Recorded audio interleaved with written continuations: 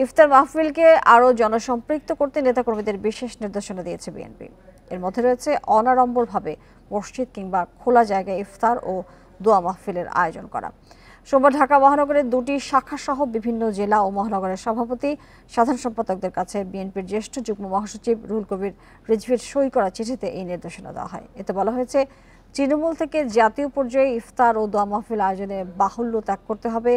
ঢাকা মহানগর সহ সারা দেশে ওয়ার্ড পর্যায়ে মসজিদ কিংবা বাজার সংলগ্ন খোলা জায়গায় এই আয়োজন করার নির্দেশনা দেওয়া হয়েছে। এতে উল্লেখযোগ্য সংখ্যক সাধারণ মানুষকে সম্পৃক্ত করতে হবে এবং ব্যানারে শুধু ইফতার ও দোয়া মাহফিল লেখা থাকবে।